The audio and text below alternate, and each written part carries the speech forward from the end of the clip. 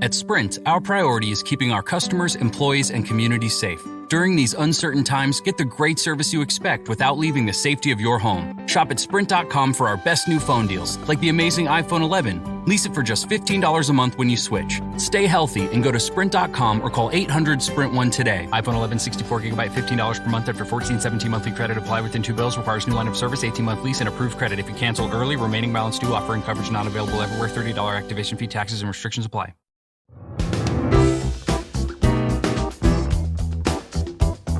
Major support for Out to Lunch is provided by the law firm of Jones Walker, established in 1937 with over 375 attorneys in offices throughout the U.S., providing a comprehensive range of services to a local, national, and international client base. JonesWalker.com. And by Hancock Whitney. Hancock Whitney is here for families, here for businesses, here for communities during this challenging time. Visit HancockWhitney.com/COVID-19 for the latest. And by Short & Associates, legal recruiters in Louisiana and Texas. Welcome to this special edition of Out to Lunch, Louisiana. I'm Peter Raschuti in New Orleans. I'm Christian Mader in Lafayette. And in Baton Rouge, I'm Stephanie Riegel. Normally, we're the hosts of Out to Lunch in our respective cities, but during the course of the current public health crisis, we're joining forces to bring you a statewide look at what's happening in the world of business and finance. It might feel like ages, but not so long ago, I was hosting Out to Lunch Acadiana in Lafayette at the French Press. And today, like Peter and Stephanie, I'm social distancing at home, and the French Press is doing curbside takeout. You can get their regular menu items, including a family dinner, delivered through Waiter or Grubhub or directly from the restaurant. 337-233-9449. In New Orleans, Commander's Palace is closed. You can find out more about their plans to resume pickup and delivery at commanderspalace.com. In Baton Rouge, the restaurant that normally hosts Out to Lunch, Mansur's on the Boulevard, is open for pickup and delivery. You can order them by calling 225-923-3366. The COVID-19 pandemic has changed so much about our lives, it's hard to think of a part of our life that hasn't been affected. But of all the changes, the biggest casualty other than health is employment. At the time we're having this conversation, the number of unemployed people in the United States is hovering around a staggering 20 million. Although this is a nationwide problem, the stopgap solution to unemployment, the payment of unemployment compensation, is left to the states. Unemployment compensation is structured like insurance. It works on the assumption that only a relatively small number of people will be unemployed at any one time. So when 20 million people suddenly lose their job on the same day, how do states keep funding unemployment insurance and paying compensation? Here in Louisiana, there's a division of the Department of Labor that handles all aspects of unemployment, the Louisiana Workforce Commission. The Assistant Secretary of Unemployment Insurance at the LWC is Robert Woolley. Robert, it's possible that the massive number of people who found themselves out of a job can get rehired just as quickly when things open up. But what happens if it doesn't work that way? What if the economy comes back slowly? How does the state keep paying unemployment benefits to tens of thousands more people than it budgeted for? Well, that's going to be something that we're going to have to look at. The federal money, though, that has been put up to take care of the 1099 and self-employed folks does last through sometime in late July. So we should have enough funding for that. The problem might come in the state trust fund, which is what employers pay taxes into to cover unemployment for their W-2 employees. We have plenty of money now, but we're paying out in larger and larger amounts each week out of the trust fund. And we have told employers that they will not have to pay this money, which they normally would, have to pay back into the system. The governor waived that requirement for them to contribute to employees that of theirs that have taken this benefit. So maybe if you could put some numbers to that, and if you don't have the statistics readily available, at least give us an idea of how much time we're talking about. How many months do we have? Well, I think we would have plenty of months in the trust fund, but at some point we will have to replenish it. But I will tell you, after Katrina, the federal government did come in and help us replenish our trust fund. So we think that'll probably happen again this time.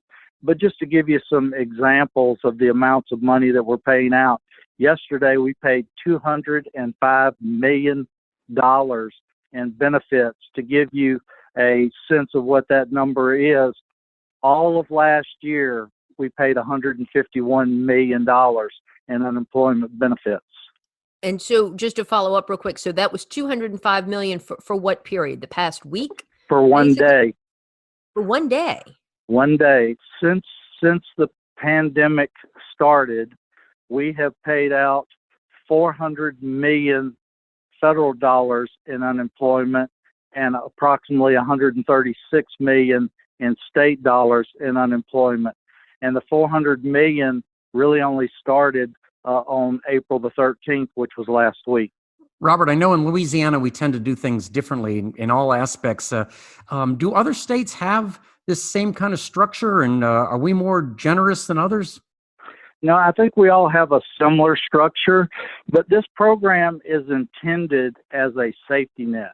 It's intended to give a small amount of money to sustain someone while the true goal is reemployment. And most of our resources in our department, as well as other state departments, is geared towards reemployment, either retraining people or helping them to get back into the workforce.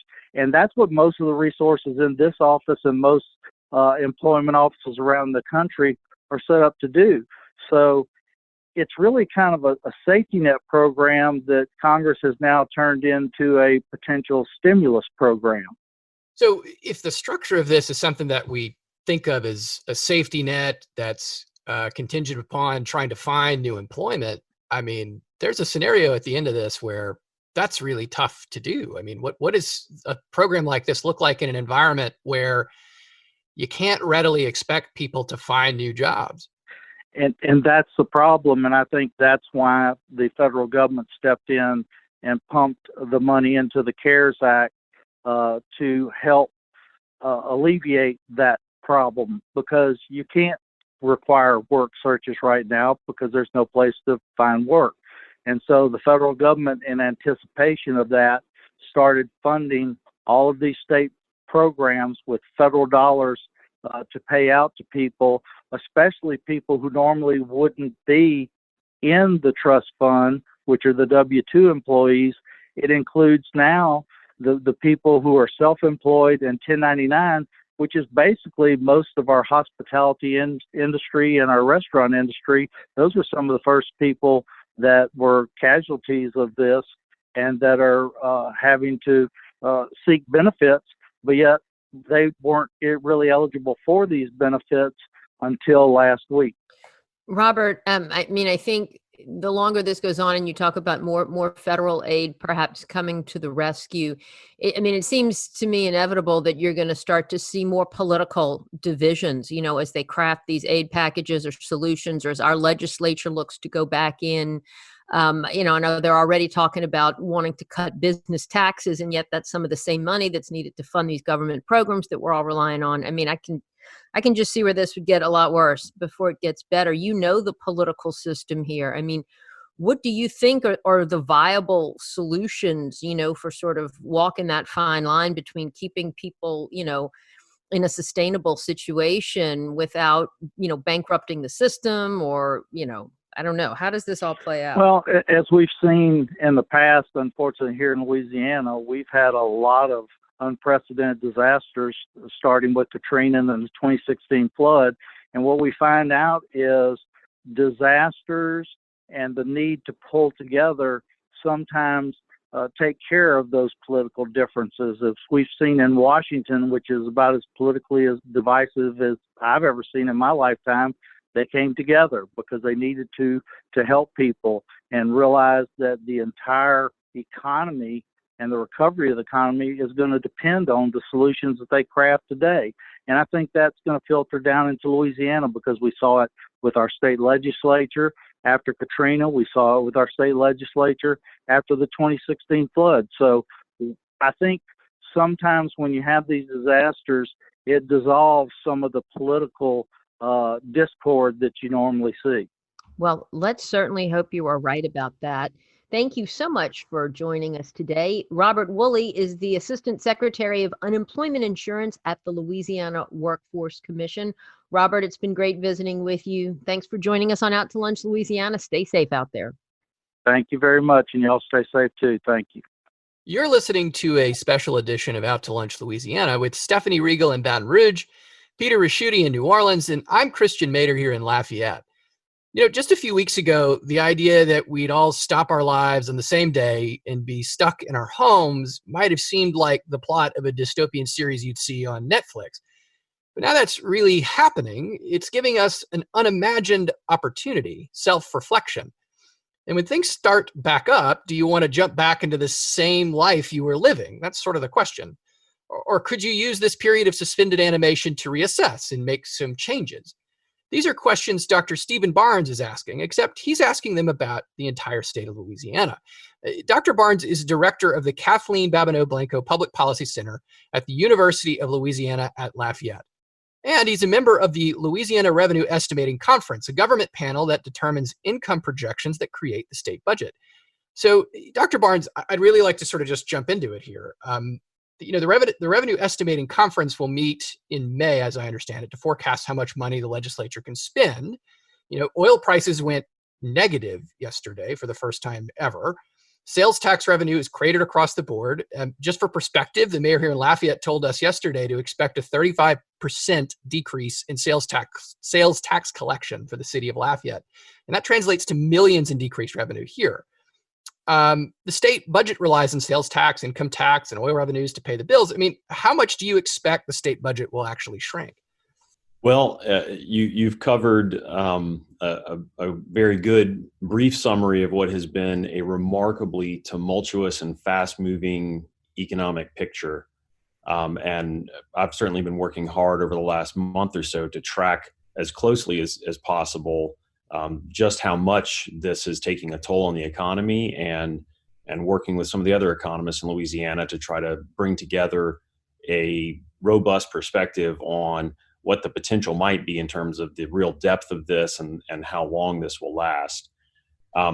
This is going to be an event that really sets a new watermark for economic challenges and fiscal disruption. Just looking back at what is one of the biggest standout disruptions in recent memory of Katrina, we saw about a 9% drop in employment over a period of about 4 months following Katrina. Fortunately, we also moved into a massive rebuilding program, which helped both recover jobs and bring new dollars into the state's economy and the state's budget. What we're looking at over the last several weeks with unemployment claims translates into closer to 17% of the state's economy having already stood up and filed unemployment claims. So we're looking at something that's much deeper than that. And the duration of this is still to be determined. So we're working hard to try to pin down what this might mean for the state budget, but it's certainly going to be a significantly different picture toward the end of this fiscal year and looking ahead to next fiscal year than what we thought we were looking at just a month and a half ago. I'm curious if you could just walk us through a little bit what the math actually looks like, and not necessarily in the sense of like what the numbers would be, but I mean, it's not necessarily obvious to me what variables you're plugging in to really benchmark this when you're making this kind of forecast in normal times, much less during a pandemic. Well, it's important to look at the state's budget and the revenues on an individual basis, because some of those revenue streams are very closely tied to the economy.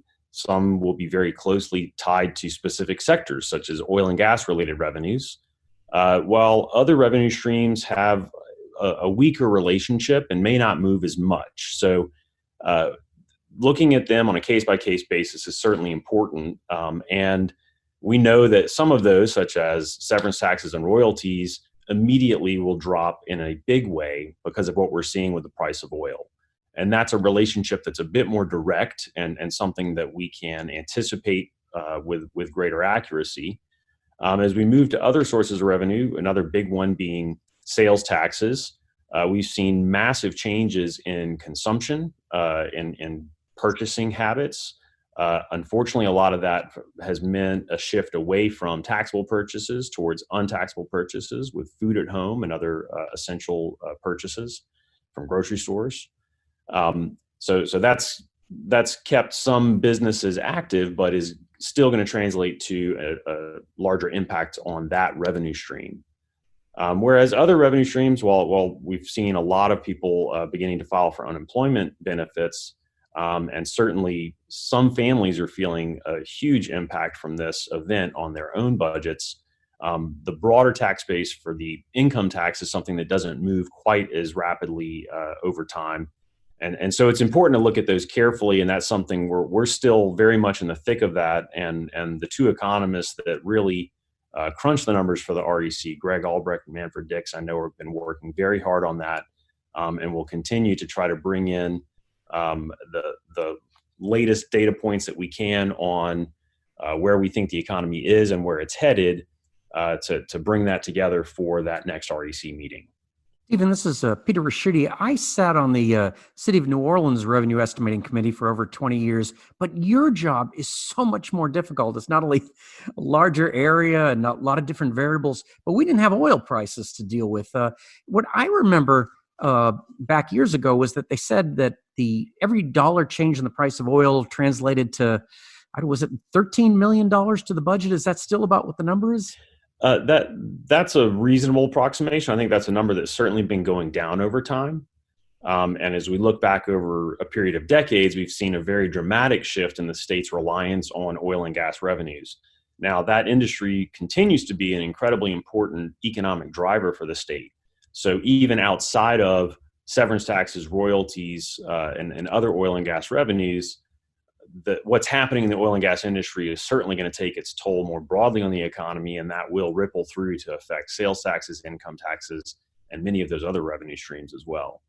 But that does continue to be a really significant part of the state budget. But as I mentioned earlier, something that I think the economists that are really crunching the numbers for the REC have a fairly good handle on. So I think we'll at least have, it'll be bad news for the state budget, but I think we'll have a reasonably good picture of what that might mean for the next year.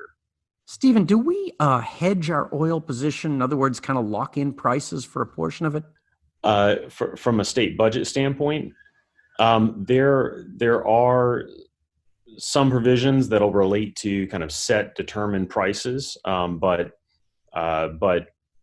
some of those revenues are drawn based on the actual transaction prices. So it varies depending on those revenue streams. And certainly the degree to which that has changed now is going to lead to direct impacts on those revenue streams.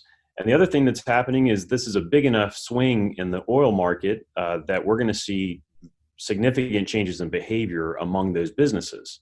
So the other important variable that goes into that is the quantity of oil and gas produced. And that's something now that we can expect to see changing in a meaningful way, given just how radically the market environment has changed for those businesses. Stephen, I know reading, national publications, you're hearing about city and state governments already talking about furloughing public sector employees and layoffs. I was asking Commissioner of Administration Jay Darden about that the other day, and he said because we were most of the way through the fiscal 2020 year, and we had been in good shape for most of that year, that wasn't a likelihood at this point, but that, next year it might be. Any idea, if and when that might come? Because here in Baton Rouge, of course, the public sector is a big part of the economy, and we've been a little bit insulated, from some of the impacts that other areas have felt because of that. Well, there are a lot of moving pieces in that equation. We're looking both at the revenue side, and what happens on the expenditure side matters as well. During a downturn like this is a time when I think the public can appreciate the importance of many of those state programs that those dollars are supporting. But there's also a lot of federal assistance coming in to help boost and support many of those programs. And so I think that picture is still beginning to emerge a bit more clearly, and there's still some questions about what additional federal assistance might come in.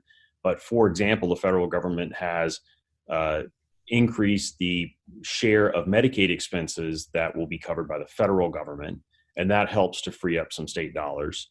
And there are other similar sort of disaster response type grant programs that will bring dollars in to support some of those public programs.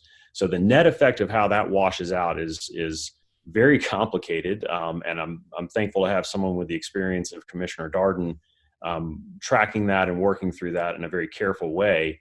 So in the end, it's really going to depend on that balance between how much of a decline we really see on the revenue side, which will be heavily influenced by how long this event is drawn out, as well as what support we might get from the federal government, and then ultimately a decision by the legislature and the governor on where we want to move as a state and what investments must be made to get Louisiana on the right path to come out of this in a stronger position. And there's going to be a balancing act there between managing our tax system and what that does to revenues, as well as managing the expenditure side of that equation. Dr. Barnes, this is Christian again.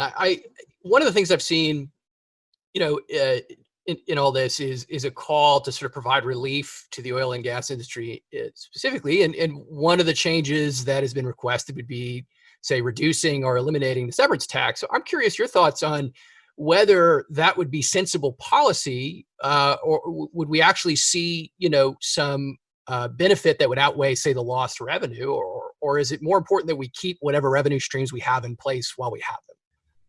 Well, you've touched on the interdependency of the state's economy on that sector and the state's budget on what's happening there. I think you're right. There are lots of trade-offs there. When we look at the magnitude of the downturn in that industry, and this is due to global conditions, this is a global economic slowdown that's coming on top of what had been a sort of geopolitical dispute between Saudi Arabia and Russia. And severance taxes and royalties absolutely factor into the accounting that those oil and gas firms are doing to determine, what makes sense, what kinds of investments should they be making, and in this environment, can they keep their heads above water? I think the size of the downturn here is something that is far larger than what we might be able to offer as a state in terms of helping to lower their operating costs. That being said, we're looking at companies across a range of economic and financial health, and so there will certainly be companies on the margin who are, trying to keep their heads above water, and for them, any relief will make a difference. So I think it is appropriate to think about short-term efforts to try to keep people afloat over a very brief window of time, and what's our longer term strategy for setting tax policy. But it's such a fast moving environment that I think it's going to be very difficult to bring a new state tax policy or tax relief to make a significant difference across that industry. Dr. Barnes, Christian mentioned at the beginning, that this might force us to think about new ways of doing things. I mean, when you talk about tax policy changes or some of the things, do you see this bringing forth a discussion about diversifying the economy, changing the way we do things, or the reliance, for instance, like the recession of the 80s did to our reliance on oil, and gas severance taxes and royalties, and that became a much smaller part of our budget, right? So, do we see this maybe changing the way we really do business in Louisiana economically? I think that there's no doubt that this event is going to change the way we do business in Louisiana. I think we're going to see a very large number of small changes that pervade the entire economy. So there are going to be lots of little things that retailers have to do, that restaurants will start to do as they begin to reopen, and try to serve their customers in a way that was similar to what they did previously. And when we think about the importance of tourism and major events in the state's economy, I think those things will return over time, but there are going to be a lot of little things that are done differently to make them succeed and make their customers feel comfortable. But I also think this is a moment in time when we should be thinking more broadly about, where are we headed as a state, and how do we push the state in the right direction to really get on a path of stronger economic growth and embrace the economy of maybe it's the new 21st century, a post 2020 economy. And as I've been tracking this event and thinking about how it has already affected the economy, I think in many ways we've seen this rapidly accelerate some underlying trends that were already there. So we've talked a lot over the last 10 and even 20 years about how technology continues to work its way into different pockets of the economy and change the nature of work. Here we are all today doing what has been a live in-person radio show entirely over the internet. That's not necessarily going to be the new normal for all things, but I do think that as we move on the other side of this, we're going to see a different balance between doing things the way that we always had done before and an even greater embrace of how we can use technology to stay productive in a variety of different settings. So I think this is definitely going to be a window of time where we see an accelerated pace of change. We've got hundreds of thousands of people who are out of work today who are going to be rethinking, what do I want to do in the next chapter of my career? So I think it's also very important as a state, despite the challenging budgetary environment, that we find a way to get those folks re-engaged in the education and training system, and get that important part of our workforce retooled and retrained, because some of them won't have jobs to go back to. For those that can get back to work quickly, that's great. We want to get them re-engaged in the economy as quickly as possible, but we need to make sure we've got wide open doors to the education and training system so that we can get folks retooled and focus people in a direction that's going to be productive for the next 10 to 20 years. Dr. Barnes, you mentioned the changes in the economy for less brick and mortar, more online sales. Does the state get revenue on online sales? The state does get revenue from the bulk of online sales. Large retailers for many years have been submitting sales taxes for those online sales among those that do have a presence in the state. More recently, there's been a legal case that sort of expanded that to a great degree. I think there still is some kind of cleaning up that Louisiana can do in our tax code to make sure that we're doing that in a way that is more comprehensive, because that will continue to be an important and growing part of the retail sales environment. So there's a little housekeeping there that we need to do, and again, that's one thing to add to the list that of issues that need to be dealt with right now, as we see this as a challenging time, but also as a moment of opportunity to rethink how we're doing things and make sure that we're doing things as well as possible. And Dr. Barnes, do we have any feel for how long this goes? I mean, like with respect to the industrial construction projects that were going to propel our economic growth for the next couple of years, they're now saying don't look for anything till 2024. I mean, as the revenue estimating conference begins to meet and everything, are y'all looking that far out? How long does this go on for? The future is always uncertain, but I think now perhaps more than it has been in many, many years. There is no doubt that we'll start to see some of the currently idled or slower segments of the economy begin to come back online over the next several months. So I do see us starting to get things moving again fairly quickly, but it's going to be a slow and bumpy process. I think we have to be very careful, because if we're looking out 6 to 12 months from now, it's going to be very important that we've got we've got high consumer confidence and high business confidence, because those are the things that are going to get people back to the marketplace. Those are going to be the things that help give businesses the confidence and the comfort in moving forward with larger scale industrial projects. And to do that, we know we need to get things moving again, but we want to be careful to do that in a way that's not pushing faster than where the healthcare system needs to be and the guidance that we're getting from public health officials.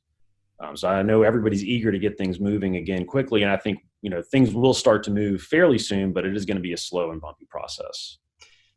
So it's economics is an uncertain science for an even more uncertain time. Dr. Barnes, thanks so much for your time and best of luck to you. Thank you. Dr. Stephen Barnes is director of the Kathleen Babineau Blanco Public Policy Center at the University of Louisiana at Lafayette and a member of the State of Louisiana Revenue Estimating Conference. Dr. Barnes, thank you so much for joining us in Out to Lunch, Louisiana. You're listening to a special edition of Out to Lunch, Louisiana with Christian Mader in Lafayette, Stephanie Regal in Baton Rouge, and I'm Peter Raschuti in New Orleans. As Stephanie mentioned earlier, there are now about 20 million people in the U.S. right now who have lost their jobs. That is an extremely high number, but it's not everybody.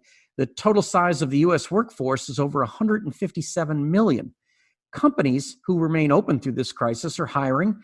Reportedly, Amazon is still looking after already hiring 100,000 people, and Walmart is aiming to hire 150,000. Here in Louisiana, workforce recruiters are actively looking for people to fill positions. One of those recruiters is Henry Schertles. Henry is partner and vice president of OneSource Professional Search. On the company's website, there's a homepage message that says, "We've weathered multiple economic and natural disasters during our 17 years in business, each time emerging stronger, and are confident that our trusted client partners and candidates will do the same." Henry, we're all looking for good employment news right now. Based on your experience, who in Louisiana might really emerge economically or financially stronger from the crisis, and how are they doing it? Peter, thank you for having me this morning. We're coming off 2019, the lowest unemployment across the country, at roughly 3.5%, which is the lowest it's been in 50 years. And now we are in March. Numbers show that we're up to about 4.5%. In April, that number, this is across the country, may go to 15%. And then their projections, recent Forbes article said we may go to 30%, which was, Depression era unemployment. In Louisiana, we were tracking about a little over 5.5% at the end of the year. In March, I think we were nearing 7%. So we're seeing the impact in the state of Louisiana in a big way, and likely to see that number go maybe to 15% in April. So it's in the near term, there's a lot of pain and suffering out there in hourly jobs as well as professional staffing. Most of our clients have installed a 60 to 90-day hiring freeze. And so that means they're suspending hiring. There have been layoffs.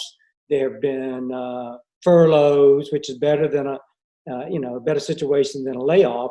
And then there's some companies benefiting and from this. I think the IT staffing companies are doing well. People that are working remotely, we're all working in our homes, most of us. The company, we have a defense contractor that's budgeting, and they are proceeding with hiring multiple positions. We have on the North Shore, we have a design firm that designs parts for the paper industry, and they are hiring at a rapid pace because that industry is under a lot of strain and growth. We have some engineering firms that are continuing to hire. Some of those are technical positions, some of them are finance and accounting positions. So while the market is relatively soft, there are firms out there that are hiring. Henry, I hope that paper industry company was big on toilet paper, because that seems to be the big one right now. If we were a fly on the wall in a corporate boardroom right now, what are they thinking? What's going through their heads? Are they thinking that going forward after something like this, we should run leaner and meaner, or perhaps the other way, which is if more of these things come up, maybe we need more bench strength? Well, I think what you'll see is because we're all learning new ways of doing work. So I think it's one of your other guests alluded to, that's going to change how work is done. We'll find some companies that feel like their employees can work remotely, so this will impact the real estate market maybe. There will be more workers that working on contract rather than direct hire. So companies will be reducing their overhead expenses. I think you'll see some companies staffing smaller because they're seeing that they can get work done with a smaller staff. So it's hard to say. I mean, I've been talking about that with clients when I'm talking to them. It's uncertain what that's going to mean long term, but I think we can all predict that it is going to change how we do work. It's going to impact the numbers of employees. And so, there change is coming. And I think the progression for a lot of people that are finding themselves unemployed now, the progression, the growth is going to be a paced level, because some companies are that we know have already determined they're closing their shops. So those workers are going to have to retrain. Maybe the skills are transferable to another industry, but to find work. Henry, are the jobs that you all are seeking to fill now, do you think those are one-offs, or are they sort of leftover openings from before this whole pandemic crisis started, or are they really new opportunities that have arisen in the past 5 weeks? Stephanie, I think it's a mixed bag, and I think some of these are budgeted positions that we were already, so our clients already had planned for, and they're important positions. And we have a company that has a transportation manager role that they felt was very important. So they are now progressing that with 3 candidates. And in lieu of an on-site interview, they're doing their second interviews, which is typically on-site, by Zoom, and then they'll make a decision. So some of them are one-off. Some of them will be contract, short-term. Some of these will be new positions, new opportunities that are created. It was, I'm thinking back to post-Katrina when my partner and I were working, and things were in turmoil, mainly here in the Southeast, but it dislocated a lot of workers. And I think you're going to see that as well in this time. And so a lot of companies were backfilling positions because people had moved, relocated for different reasons. So I think we're optimistic that there will be really good jobs out there. It may take some time for certain workers. We do a lot of work in the energy space, both the downstream business, the midstream, and the upstream. And as Dr. Barnes mentioned earlier, that business has taken a double whammy, not only from the geopolitical, which has been resolved to some degree. However, we're in a vast oversupply situation. And that's what caused the oil markets to turn upside down yesterday. This is Christian. One thing I've been curious about, right, is I think before this pandemic, the big boogeyman in the workforce was automation. The idea that we were going to get pushed out of our jobs by technology, and it does strike me that this scenario might accelerate that. I mean, is that something that you think is likely to happen, or is there, or is that risk kind of overblown? Well, I think that will continue in some ways, particularly the manufacturing industry. We have seen that in automation, that some roles were eliminated, but other roles were created. So it's caused a workforce training issue too, because in some communities, the workforce can't support some of the companies that are manufacturing and moving into the robotics industry. So I think there's a lot of dynamics there. I think, but I don't see a sea change in that area. To be honest, I think that there will be a continuation of jobs created because of that, and there will also be some eliminated. So probably balancing out in the long run. And Henry, one kind of nightmare scenario is we open up the economy and then cases spike again, and then we have to lock it back down again. That has got to be just an awful situation for both hiring managers and people seeking jobs, right? Absolutely. I mean, that would be the worst case scenario. And I think there's a lot of uncertainty around the coronavirus, and there's no vaccine, there's no proven medication, a lot of things in testing, more people, a lot of things going on there. But if this continues, I think it's going to change socially how we interact with people. And I think that's going to have an impact on the workplace. If this continues, it's going to be devastating for a lot of families, particularly those who didn't really plan for a long-term outage of work. And a lot of people are dependent upon a check every week, and those jobs have gone away for the short term. So it's just going to be very, very painful. And the $2.2 trillion CARES Act has been some relief for people, I think, in the near term, because there's some provisions in there for those who are unemployed. Henry Shirls is partner and vice president of OneSource Professional Search. Henry, thanks so much for joining us on Out to Lunch, Louisiana. My pleasure.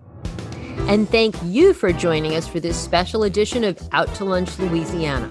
We edited these conversations to fit into the time slot here on your NPR radio station. You can hear longer versions of these conversations wherever you normally get your Out to Lunch podcast. If you're not an Out to Lunch podcast subscriber, search for Out to Lunch Baton Rouge, or Out to Lunch Acadiana on your podcast app. The producer of our show is Grant Morris. Our technical director is Eric Merle. Photos from this show on our website and social media are taken by Jill LaFleur. I'm Stephanie Riegel in Baton Rouge. I'm Peter Raschuti in New Orleans. And I'm Christian Mader in Lafayette. We'll see you back here next week for more Out to Lunch Louisiana. Till then, if you work in an essential industry and are still reporting for duty, thank you. And remember to take care of yourself. If you're not going to work, please stay home and stay safe. Major support for Out to Lunch is provided by the law firm of Jones Walker, established in 1937 with over 375 attorneys in offices throughout the U.S., providing a comprehensive range of services to a local, national, and international client base. JonesWalker.com. And by Hancock Whitney. Hancock Whitney is here for families, here for businesses, here for communities during this challenging time. Visit HancockWhitney.com/COVID-19 for the latest. And by Short & Associates, legal recruiters in Louisiana and Texas.